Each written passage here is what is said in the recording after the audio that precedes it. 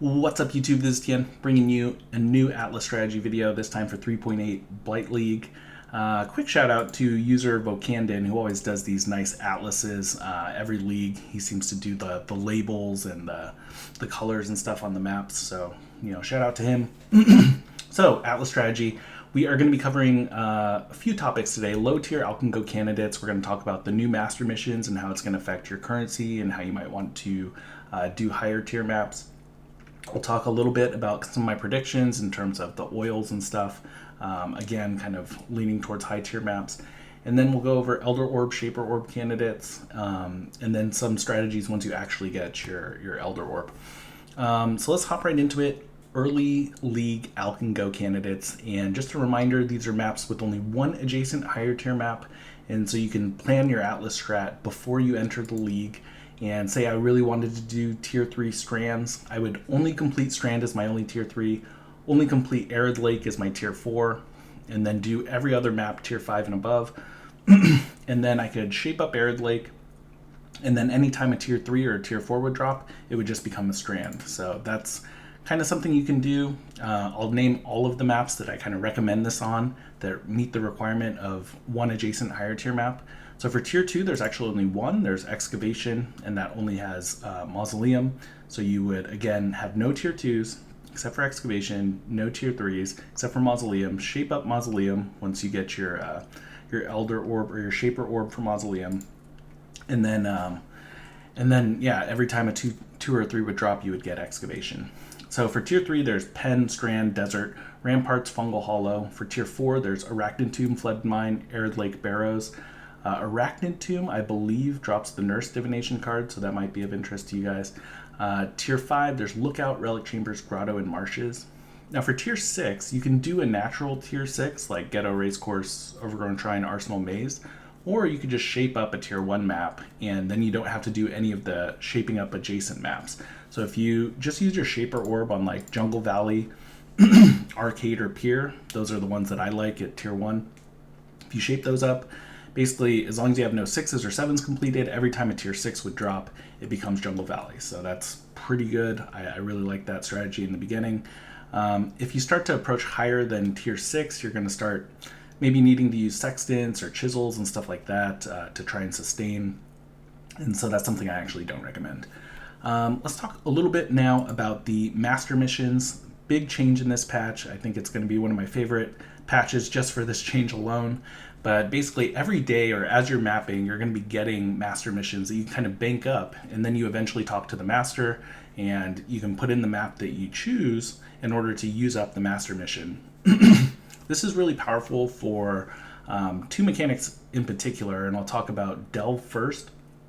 So for Delve, if you don't know the way it works, you get more sulfite the higher the map tier is, and the more quantity, the baseline quantity on the map will give you more sulfite as well.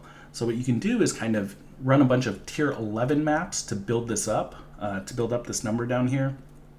And then, when it comes time to cash in those sweet sulfite rewards, you can put in your tier 16s with, as much quant as you want.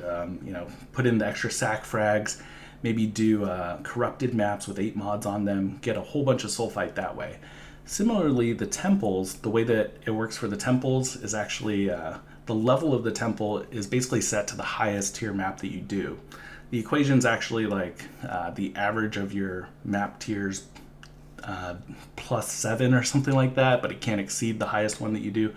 So anyways, basically what you're going to do is you're going to do a whole bunch of tier 11 temples, but then on your last one, or just make sure one of your temples is high tier, and that'll set the level of your temple to tier 16, and then every mob that's in there is capable of dropping Guardian maps or your Elder T16 map. I think that's the way that you should approach Incursion and Delve, is basically just building up these missions in lower tier maps to get the most value, and then putting in your high tier maps, your juiciest maps, once you build up that number. The bestiary one doesn't matter as much. I don't think there's anything with the beasts. I think with the Xena missions, though, you might want to do higher tier maps as well. I'm not sure if it's weighted to where you get the Cortex encounters more often in the higher tier maps. That remains to be seen, but I would guess it works that way. The item level of the the boss that you're going to go fight is going to be higher, and maybe a better chance at getting your flask or whatever you're going after with the Cortex boss. So those new master missions, really looking forward to that. Definitely put in your highest tier maps when it comes to talking to the master missions. I won't get too much into a strategy which involves like making multiple accounts to stack up daily missions. I think that's kind of a waste of time because you're going to be able to generate more missions as you're just doing maps. So, in the beginning of a league when you're kind of pressed for time and trying to rush the Atlas and stuff like that, it doesn't really make a whole lot of sense to make a whole bunch of accounts. But I know somebody might do it, so I'll just go ahead and mention it there. So let's get into high tier maps and how I think the meta is going to look for your high tier maps. For tier 14, your shaped T9 maps.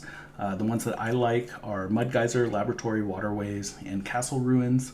Probably not going to run those that much, but for tier 10 going to tier 15, I really like Toxic Sewer, Moon Temple, Bog, Dunes, and Iceberg. I'm definitely going to do Toxic Sewer because that's probably my favorite map, but I wouldn't fault you for doing like Moon Temple or Dunes.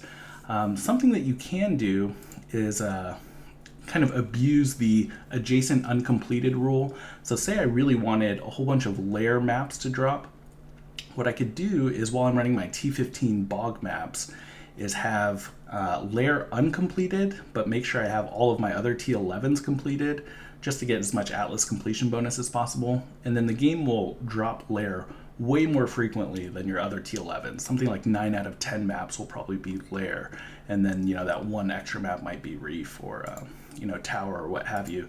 That's something that I'm going to take advantage of when doing Toxic Sewer. I'm going to have Toxic Sewer be my T15, and for tower I'm actually going to leave it uncompleted. And the reason I'm going to do that is because I think these T11 maps are just going to be really popular. I think people are going to buy them in bulk because of the master mission thing that I talked about.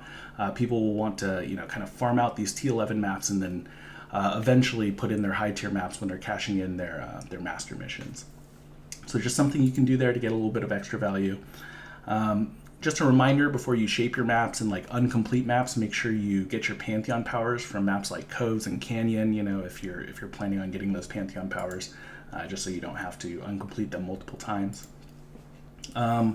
Early Elder Orb candidates. So these maps I'm choosing because I like the ping pong location on them in terms of they're maps that have maybe 4 ways to attack them. They're typically in white or yellow sextants. They have a good layout and proven divination cards. So burial chambers, haunted mansion, channel, crater, underground sea, volcano, vault, bazaar, ashenwood. I think those are all interesting options. And again, they have multiple ways to attack them. If you're trying to do the Elder Shaper ping pong, check out some of my previous videos on that. And then once you finally do get your Elder Orb, if you still want to do Alkengos, maybe it's a league that really prefers it. Basically, you can do any map that you want. So if I want to do tier 4 burial chambers, I could then shape up Peninsula, Elder Orb, haunted mansion, have no 4s or 5s, and then just spam burial chambers forever. So that is something you can do. Those are pretty much all the strategies that I have for this league. Feel free to leave any comments in the comment section below, and good luck in the Blight League, and I will see you guys in the next one.